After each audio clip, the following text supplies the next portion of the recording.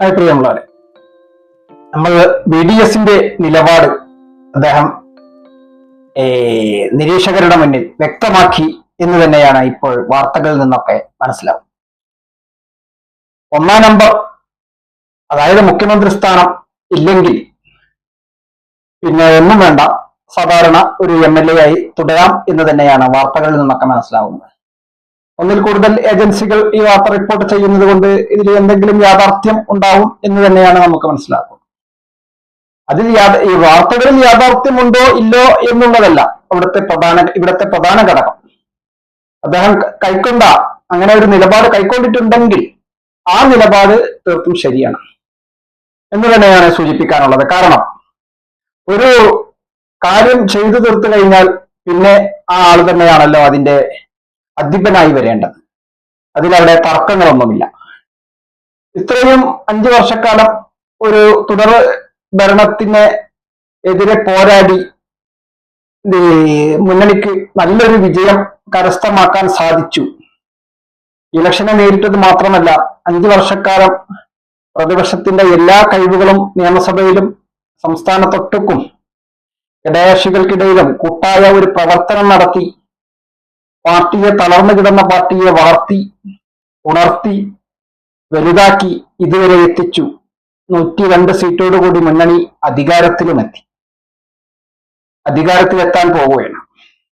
102 സീറ്റോടുകൂടി മുന്നണി വൻ വിജയവും കരസ്ഥമാക്കി. ഈ അവസരത്തിൽ ഇതിനൊക്കെ നേതൃത്വം നൽകിയ ആ വ്യക്തി തന്നെയാണ് നമ്മുടെ സാധാരണക്കാരെ പാർട്ടി പ്രവർത്തകരെ സംബന്ധിച്ചിടത്തോളം അതിന് അർഹൻ.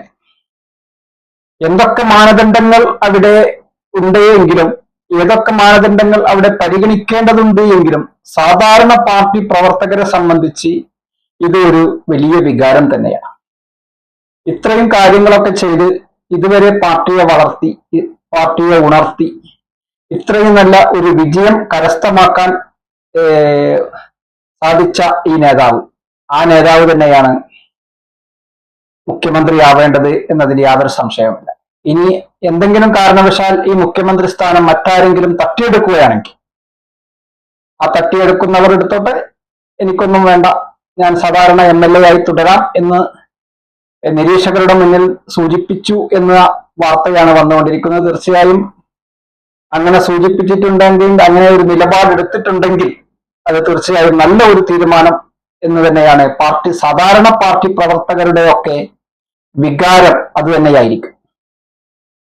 പക്ഷെ ഒരുപാട് പ്രത്യാഘാതങ്ങൾ അതുകൊണ്ട് വരാൻ പോകുന്നു എന്ന് തന്നെയാണ് ആ ഒരു തീരുമാനം ഹൈക്കമാൻഡ് മുന്നോട്ട് പോയാൽ ഒരുപാട് പ്രത്യാഘാതങ്ങൾ അതുകൊണ്ട് ഉണ്ടാകും എന്നതിൽ തർക്കമില്ല.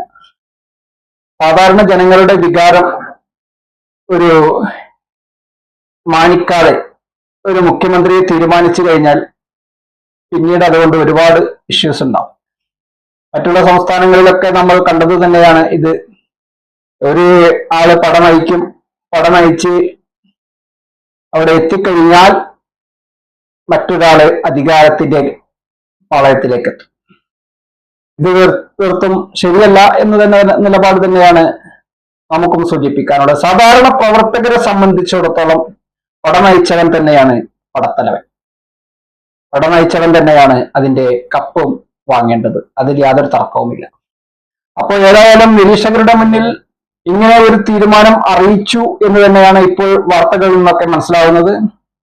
അങ്ങനെ ഒരു തീരുമാനം അദ്ദേഹം എടുത്തിട്ടുണ്ട് എങ്കിൽ, ഇതൊന്നിപ്പോ ഒരു വ്യക്തമായ ന്യൂസുകളല്ല എങ്കിലും വാർത്തകളിൽ ഒന്നിൽ കൂടുതൽ ഏജൻസികൾ റിപ്പോർട്ട് ചെയ്യുമ്പോൾ അത് യാഥാർത്ഥ്യത്തിലേക്ക് എത്തും എന്ന് തന്നെയാണ് മനസ്സിലാക്കാനുള്ളത്.